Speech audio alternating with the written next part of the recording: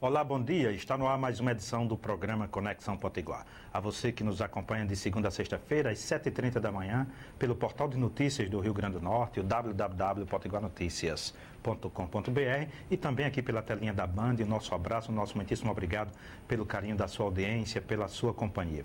No segundo bloco do programa de hoje, nós vamos conversar com Misael Xavier sobre literatura. Ele lançou 2 livros e vem aqui apresentar para você, caríssima telespectadora. Neste bloco, nós vamos conversar um pouquinho sobre educação. Está conosco aqui sobre a UFRN, sobretudo, está conosco a professora Maria Ângela Ferreira, que é a nova presidente da Durne Sindicato, substituindo o professor João Bosco.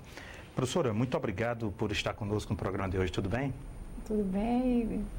Bom dia a todos os telespectadores e de antemão já agradeço o convite por essa oportunidade de estar podendo esclarecer a nossa situação, a nossa realidade, né, da UFRN. Está sendo divulgado um plebiscito e me parece que esse plebiscito traz uma polêmica, porque ele usa os meios tecnológicos, o SIGA, a internet, enquanto tem uma corrente que defende que tem a assembleia, os debates. Queria que a senhora nos esclarecesse como é que é isso. Historicamente a gente tem usado, né, no movimento sindical, de uma maneira geral, esse debate presencial em assembleias, e é onde a gente consegue realmente tirar dúvidas, discutir, e é um fórum importantíssimo. A gente apenas hoje, né, com a tecnologia, acrescemos mais um método, mais uma forma de consulta e de discussão, que é o eletrônico. Uma coisa não elimina a outra. De jeito nenhum, não elimina. Nesse momento, a gente, inclusive, não convocou a assembleia por causa do período, né, de férias, né, o campus está esvaziado, então a gente fez essa opção de fazer imediatamente o plebiscito, porque é algo um pouco emergencial, né? Mas a gente pensa em convocar a assembleia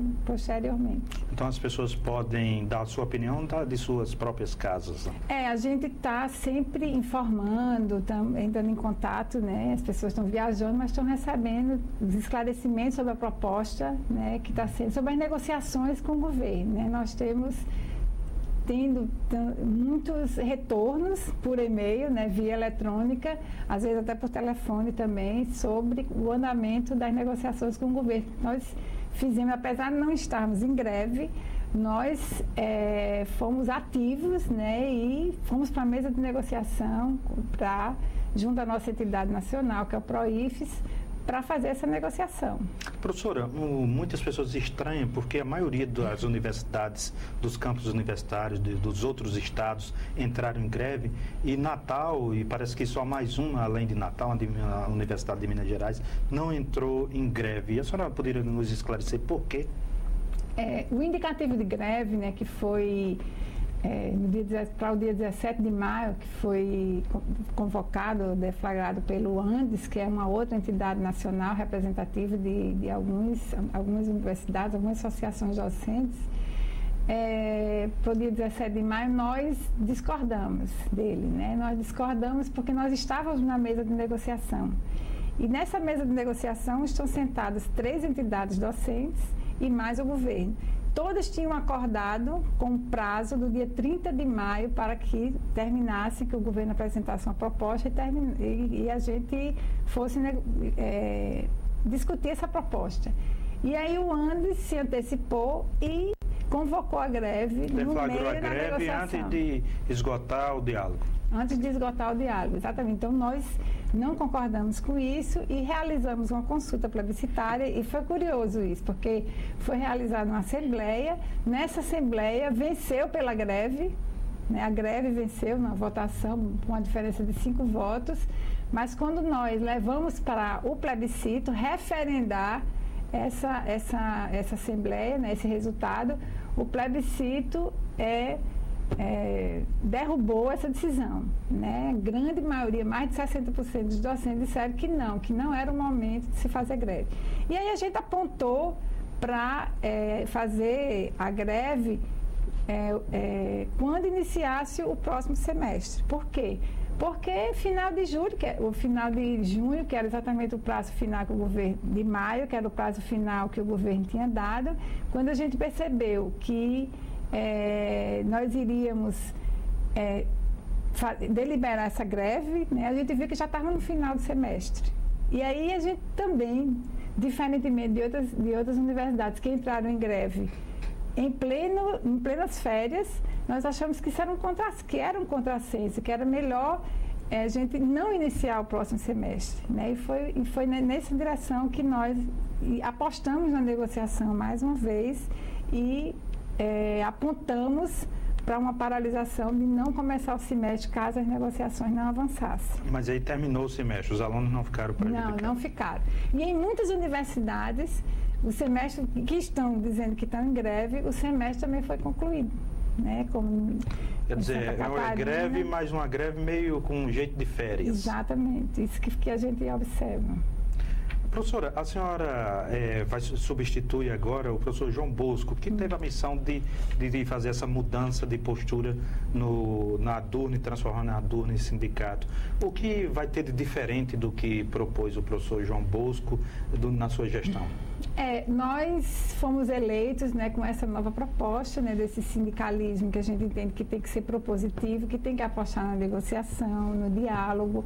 Né? Então, nessa proposta do governo mesmo, que foi apresentada e que a gente está plebiscitando para amanhã, para hoje, ontem e hoje, né? Exatamente, nós interferimos, nós negociamos, nós fizemos 15 proposições para o governo e conseguimos, né, que fossem aceitas pelo governo. Então, nós melhoramos a proposta. Então, essa é a grande diferença. A gente não chega lá, apresenta a proposta e depois o governo aceita ou não aceita. A coisa não é tão pragmática assim. A gente tem que tentar interferir. Tem que tentar interferir na proposta. Foi o que a gente fez.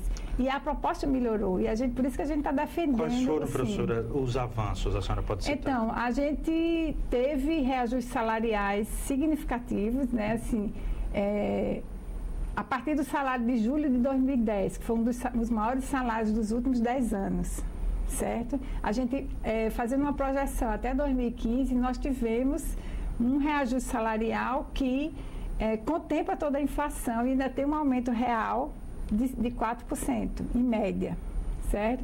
Então, do ponto de vista salarial, a gente manteve o salário que era um salário de julho de 2010, que era um dos mais altos nos últimos anos, com esse aumento real ainda. E em relação à carreira, também nós tivemos alguns avanços, que foi sugerido também pelo PROIFES. Conseguimos hoje ter uma perspectiva de carreira melhor, né, já que tem uma outra classe que era um pouco inacessível para os docentes, hoje vai ser acessível, que vai ser a carreira de titular. A classe de titular que nós vamos ter condições de alçar, de chegar no topo da carreira, que era muito difícil, porque a gente tinha que concorrer, tinha que fazer um outro concurso público, concorrer com vários candidatos externos, né? E hoje ela dentro da carreira fica mais acessível, então há uma perspectiva maior para os docentes de ascender nessa carreira, né? Então isso foi muito importante também. Porque é uma carreira para a vida toda, né? A carreira docente, quem escolhe e por esse caminho a vida toda caminhará por esses trilhos.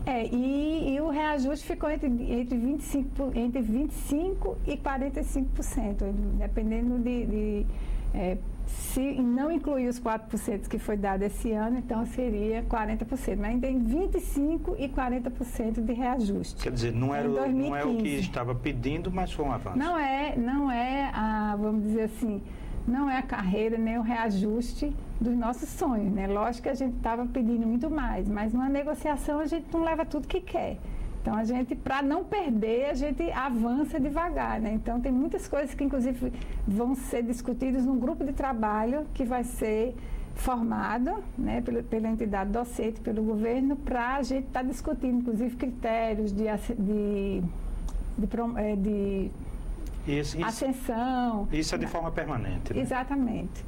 Professora Maria Ângela Ferreira, queria agradecer, presidente da ADURN Sindicato, a sua presença aqui no Conexão Potiguar, lhe passar o jornal Potiguar Notícias, que está nas melhores bancas, e desejar à senhora boa sorte na condução dessa importante instituição. Obrigada.